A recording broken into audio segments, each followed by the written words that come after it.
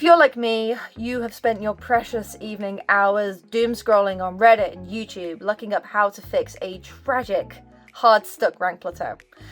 And I was getting tilted. I was seeing the standard advice, just download a trainer, fix your mechanics, get good.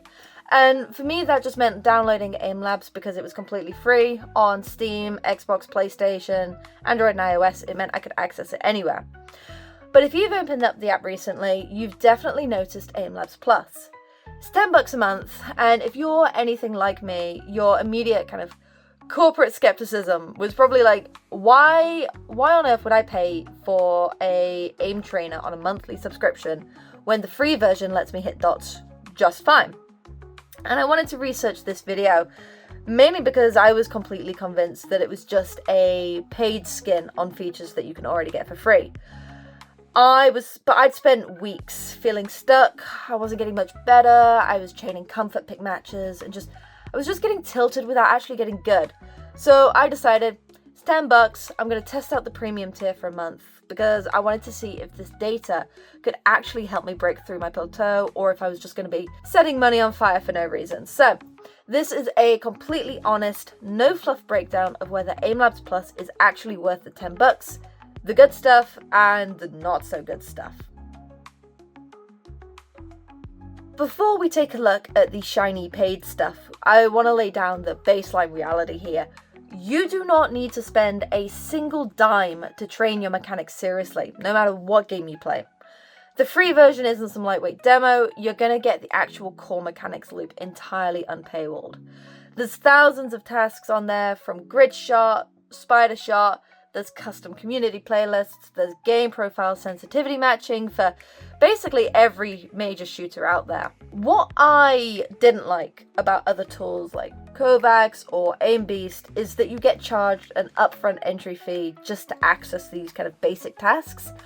I also didn't like that it's exclusively locked to PC. I have a PS5 upstairs. Sometimes I want to play on my sofa. It leaves you to kind of piece together a routine without really knowing why. With the premium tier of Aimlabs, you're kind of paying for a bit like a diagnosis.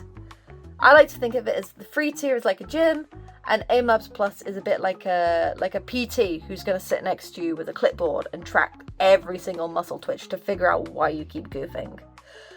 So let's take a look at what actually worked during my month of testing, because for me, the analytics tools on Aimlabs are where the value lives. On the free tier, a scenario finishes and it'll tell you your score and your accuracy percentage, which is useful, but you just move on. With the premium results plus dashboard, you get this massive, almost like overwhelming page that's going to track everything like path efficiency, smoothness, shot timing, your underflicks versus your overflicks, things I hadn't even really considered before. And it completely changed how I look at my goofs, because what it taught me is my hands tend to tense up under pressure, which meant I was like death gripping essentially, where I'd overshoot where I thought the enemy would be. So my path efficiency was all over the place. I was zigzagging while trying to track flying heroes on Marvel Rivals.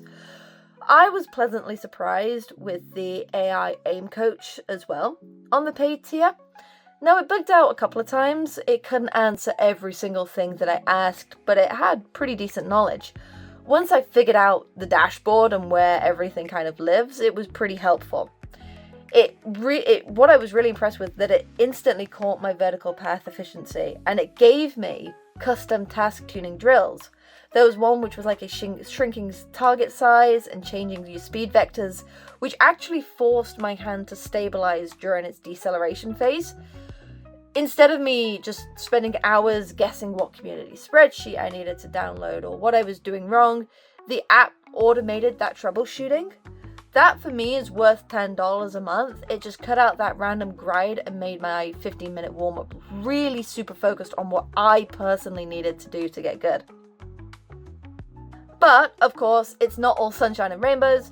There were some things with this that actually really annoyed me during the month of testing Aimlabs Plus. So, first of all, the premium membership asks for a real-time commitment. The app gives you guided training programs with daily missions matched to your current skill level.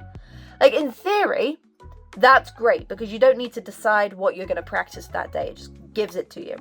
But in reality, if your life gets busy, you lab for a couple of days in a busy week, you kind of feel like you're falling behind the system's tracking loop a little bit. And it can take a game that's meant to be fun and made it start to feel a little bit like homework if you're not like hyper consistent with your routine. The second thing I didn't love is the interface. It can be a total kind of sensory overload when you first unlock everything. There's graphs, there's scatter plots, there's AI chat boxes and task tuners everywhere. I had to spend a good 20 minutes just clicking around to figure out where all those advanced diagnostic tools are hidden. And let's be real, the premium tier also throws in things like exclusive weapon skins and shop discounts. For me, that's a little superfluous. If you're buying this, you're not doing it for a cosmetic skin in an aim trainer, but if that's your thing, you're gonna love it. If you don't care about those hard data streams, those extra perks are just fluff. So, let's lay down the absolute bottom line to help you figure out which tier makes sense for your setup. You should probably skip Aimlabs Plus and stick to the free version if you're just a casual player who needs a quick horizontal tracking warm-up before you queue into matches with your mates. If you already have a massive level of self-awareness about your mechanical errors, I'm not one of them. I didn't really clock that I had tensed my hands up quite so much. If you don't mind manually building, remixing, adjusting your own custom playlists through trial and error, stick with Aimlabs Base. The free engine gives you everything you need without costing you a single dollar. However, if you are seriously grinding the rank ladder, if you've hit a hard mechanical plateau that you just can't break past no matter how much you throw yourself at the wall, if you want this data-driven tool that scans your hand and tells you exactly what you need to get good, Aimlabs Plus is definitely worth the $10 a month. For me, just giving me that insight that I had never really considered about my hand tension and my wrist tension, which completely transformed how I play and my mechanical consistency in high-stress teamfights, it's well worth the $10. One thing that I really like about it as well that I just want to add on is that it gave my practice sessions an explicit purpose. The free one can do that too, but I feel like for $10 a month, you feel like you're paying for something that keeps you dedicated and consistent. So that is my completely honest take after testing out Aimlabs Plus for a full month sprint. TLDR, I was pleasantly surprised by how much the telemetry helped me understand my micro corrections, so I'm probably going to keep it for at least another month just to see how those numbers hold up across a full season grind. If this breakdown helped you figure out the value differences between Aimlabs and Aimlabs Plus, drop a like on the video and hit that subscribe button so you don't miss any of our upcoming videos. And I want to hear from you guys because I've told you my thoughts, but I want to know what you think. If anybody else has actually committed to the paid analytics tier for a season, did you like it? Did you actually find it worthwhile over a few months, bearing in mind I've only tried it for a month? Do you have any other tips for keeping your hand relaxed when fights get chaotic? Because I still feel like I need a little bit more practice in not tensing up. Let me know your experiences down in the comments below. Train smart, and I'll see you all in the next video.